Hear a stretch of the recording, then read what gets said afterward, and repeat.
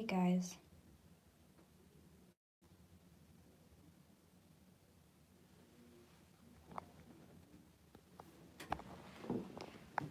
So we're here at the Villisca axe murder house, where a lot of negative, horrible, bad things occurred in 1912. It was a whole family plus 2 neighbor girls. I just recently created a video on it. Well, we didn't talk too much about the history, but I took you around the house. We talked a little about the history, and I took you to the cemetery up the road. And I'm feeling really bad today. Lots of lightheaded. We've got tours coming through. It's very minimal, very small, but I kind of wanted to try something really quick, and I know people are coming upstairs, but what we're going to do is we're going to come in here in the child's closet. It's going to be dark, but just give me a few minutes. I want to tell you something. All right, in here this is the room where, hold on, 6 children were murdered in this room. Then the father and the mother in the other room next to this room. Downstairs, there were 2 neighbor children murdered in that room. 2 little girls. Now, 4 children, my bad. So there's 8 total. So we had 4 kids in this bedroom, the mom and the dad, and 2 downstairs. So 6 children and 2 adults total. That's what I was trying to say. This is the closet of the children's room upstairs where the 4 kids were murdered. The voices you hear outside are people doing a tour. The history of this place is quite fascinating. I don't have much time to really discuss it in depth and detail. But there are a lot of ways to find more stuff out about this. And what I'll do before I end this video is go downstairs and we'll get Hauser on camera. He runs the tours here. And we'll figure it all out from there, if that makes sense at all. There's somebody outside the closet talking about the closet. So we're gonna figure it all out from there together. Now, I don't know a whole lot about the history. I've done a lot of reading up on it, and hi, you guys can come in, it's fine. So I've done a whole lot of reading up on it and history and stuff. So what we are doing now is we're experimenting in the closet for just a second, because this is where Johnny Hauser had a really crazy experience where he was hearing footsteps outside. Now, of course, we're going to be hearing footsteps because there's people here, yada, yada, yada. But I was kind of hoping that whatever other people, well, another person I was in here with just a minute ago heard the same voice I did, and we're trying to like kind of debunk that. I don't know. I think the best thing right now is probably to get out of this closet. I'm going to take you guys downstairs really quick. We're going to talk a little bit about the history of this house and the family that lived here.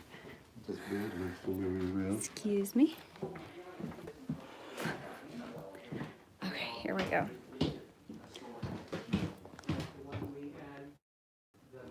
It got really hot up there, and it's not even hot. There's Chris, Johnny Hauser, and Elizabeth Saint. Sorry, guys. But they said you can't take So, photos or videos into that because... I'm going to go out here because they're talking about something. But anyway, so this is the house. If you've never been, you should definitely come, schedule a tour, walk through, investigation. They also do overnights. There's lots you can do here.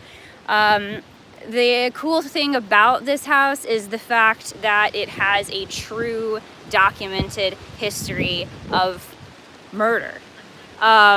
It's not hearsay, like it's not he said, she said through the grapevine. Of course, there's lots of things that have been, I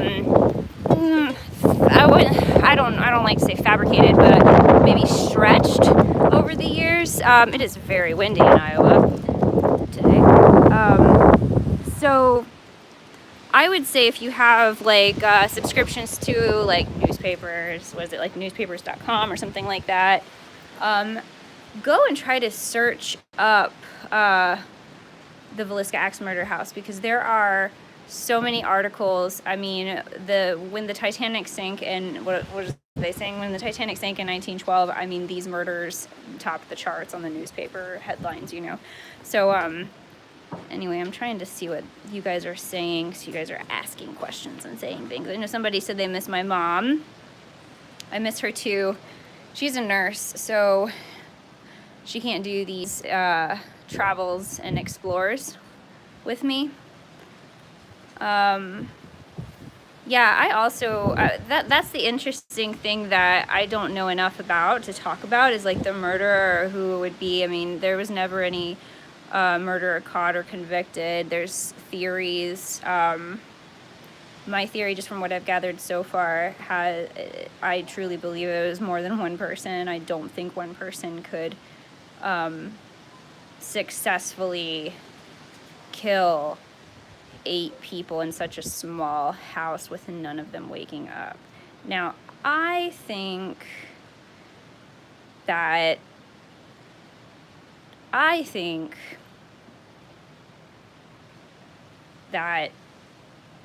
at least the neighbor girls that were downstairs in that room woke up. Oh, if we're breaking up, it's, hold on, let me see. Yes, they are knives as earrings, my butcher knife earrings. It's perfect for the Villisca. What was I trying to say?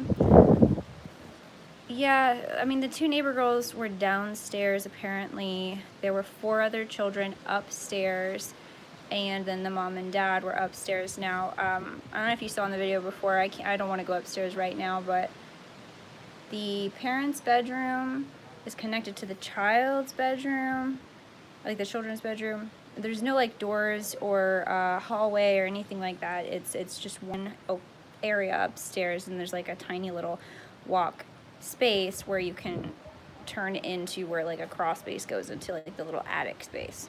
So that's all you have up there. You know, you would think if it's one person with a blunt end of an axe, people would wake up. People would scream. I mean, granted, you could kill someone with one blow to the head pretty easily, but just the sound of the thud, I mean, I don't think anybody's that heavy of a sleeper unless they were drugged or something, but I just think it was a multi-person thing. I know, it is sad. I'm reading comments right now, guys. It is a beautiful day. I don't know what the temperature is. It says it's, well, I don't know. I don't know what the temp is. It's nice and windy here. Let me turn you around. So this is the barn where I'm sitting, with the little barn and this nice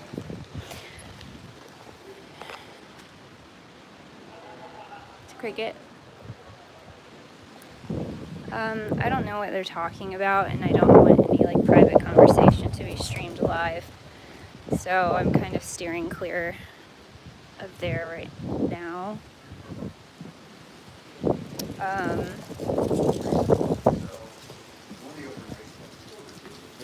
I think we're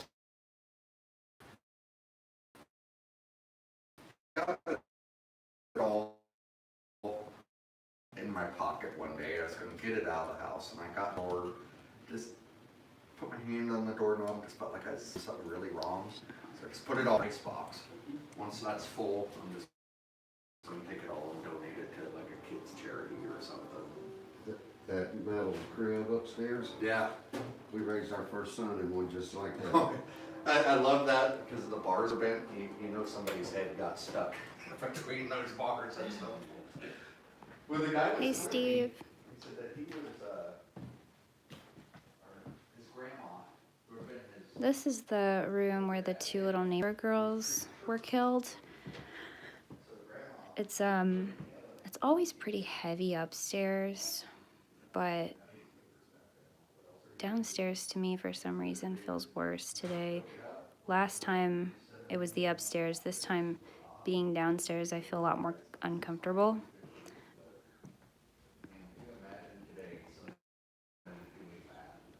The doll, Patty Hauser, it's actually Johnny Hauser's doll. That is Johnny Hauser out here in the red shirt. He runs the Villisca house and the tours. That is who would be giving you your tour if you come here. So these are the names. The Ina Stillinger and Lena Stillinger, age 8 and 11. Those were the 2 girls that were killed in here. But I'm not gonna lie, it could just be me, like, I don't know what I believe in or not. Like, if I believe in being able to, like, open yourself up too much to something, or if I'm just crazy, or if I'm just overtired. I could be overtired. But I was just like, I just keep getting really lightheaded here in this town for some reason today. It's really weird. Again, I mean, I have eaten and stuff, so I don't know, but just, you know, not okay. I know, the hitchhiker theory, that does freak me out. I was just talking to my friend upstairs here in this house about that. Like, I don't know. Again, I just have a hard time. What do I believe? What don't I believe? And a lot of my good friends that I respect and trust and love believe in this one person who does, like, spiritual cleansings, you know? And yes, Stephen, you're right. Traumatic places do always feel really heavy, and this place in particular is extremely heavy today. Like, oh, the hitchhiker theory. Sorry. So my hitchhiker theory, I just say theory, the theory of a hitchhiker, like having a spirit that can attach itself to you, follow you around, drain your energy. And I will be honest, it's kind of stupid, but I kind of opened myself up to allow that to happen a few days ago when I was in a place that I probably shouldn't have done. I just wanted to test a theory. Don't feel dumb. Don't feel dumb. I'm reading that comment. Do not feel dumb. You're not dumb. There's so much I'm always learning every day. And God, the more I learn, I just feel even more dumb. But, you know, it's really hard.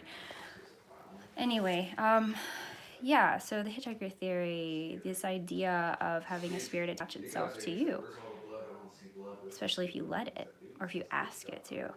And that's kind of what I did because I wanted to try to test a theory. Again, you guys can call me stupid, tell me I'm ridiculous, but I'm just like that. But people I love and respect believe that this one woman that I'm going to be talking to this evening can do, like, spiritual cleansings and stuff. So she's going to try to do that because, like, I literally feel like I could just, like, I don't even know. I don't know. I definitely don't feel like myself. I feel very tired, lightheaded, on and off nausea, like, just weird. And it's been since I, like, said all that. So, and you're right, I do need a hug. I don't get hugs. Thank you, Rosemary. I do just want to know, that's this whole thing, and that's what this whole thing is about. I feel like this field, because we don't know everything, and we barely know anything, and so anyway, yeah, so I'm feeling definitely off today. But again, it may not be that. It may just be I'm overtired because I've been traveling so much. My mom will be back in some videos. We're going to go back to doing some straight, like, urbex stuff. I've got good locations planned. I know I've been taking you guys to, like, established haunted locations lately, and that's just because I do have the paranormal side. You know, I was on Ghost Hunters International. I did that so that people want to, like, bring me to these places and do investigations, and I appreciate it so much. You know, that people still care and want me around. So yeah. But I miss the urbex stuff. We actually found some places out here that I want to go to. God, I feel like complete shit. I scared you here? Didn't you see like? I look creepy, don't I? I feel like really bad. Yeah. You see you there. I'm like walking in with my head down. Jesus, it's there. Not today, Satan. Shit. You don't see Satan, do you? What? Don't tell me you see. I really just want to lay down in one of these beds. My life just flashed. We're gonna go over to the cemetery here pretty soon, which might not be the best idea. We need storytelling of this house, so I'm gonna get the best person really quick. He planted the tree out front and he put a hanging vine on the side of the house. And he's kind of going off of a picture. Well, the only picture anyone had ever seen in the house is 20 years after the murders. Ooh, You can tell it's I slipped. abandoned, old, creepy looking place. Springs in the ass. So Martha hated that hanging vine on the side. She's like, I don't know why you want to do that. I hate that thing. It's growing in the house, destroying it. When he died, about 2 months later, she goes, tear that thing out. I'm like, okay. So years go by, and a lady comes by, and she goes, my great-grandpa was best friends with J.B. Moore. In fact, he bought all his cattle during the auction. She goes, I was going through his stuff, and I wanted you guys to have this. It's a photo of the house. No way. A man and a little boy on the front porch, which is probably J.B. and Herman before the murders. Where the tree is a tree. What? Side of the porch, a hanging vine. You're kidding. And that even spooked Martha. She's like, why? She goes, why would a man care so much about a stupid hanging vine that he's fighting with me about putting it up there? He doesn't care about that. Somewhere. It's like something was telling him, Something like that. yeah. Wow, that's such So then interesting story. I move here, and like we lived a couple blocks down that way, and I'm instantly, like every day I'm bugging him with questions. You just want a job, like you're here all the time. And then Mary Peckham's house comes open instantly. I become best friends with an 80-some-year-old guy. You know, that house comes open. Yeah. We're at the museum. I open a desk drawer and there's a book and it catches at the top and it opens. I see John Murren. He's been my best friend forever. Yeah. John Murren's father, John Murren Sr., mother Rosalind Jane Moore. I turn the page, I see my uncle's name, Ted Hauser, married Cheryl Bowes, which he married her, they got divorced. I'm like, what is this? And I pull it out, Moore family tree. It's like, okay. So then when we move in here, I probably told you about Grace and Hattie. So Grace starts talking about Hattie all the time. I'm like, who's Hattie? She goes, that's a woman upstairs. Okay. Well, she wouldn't go to sleep because Hattie keeps scaring her. Yeah. Call everyone I know, nobody knows a Hattie. When Darwin died, I was going over the deeds. Mary Peckham died 6 months later from a nervous breakdown. The house went to her daughter, Hattie Peckham. So I'm giving Scout a bath 2 weeks ago. He's in the tub and he's going, bye Dad, bye Mom, bye Grace. Like the 4 names he knows. Yeah. And he goes, bye Hattie. Mm-mm. I go, huh? He goes, bye Hattie. He doesn't know that story at all. Wow. And the newest one. Hi. Excuse me. Tours and stuff. I feel really bad. I'm very dizzy. I'm not just saying that. So I'm gonna go to the car. May or may not throw up, but I'm gonna go to the car. So I'm gonna let you go. Bye.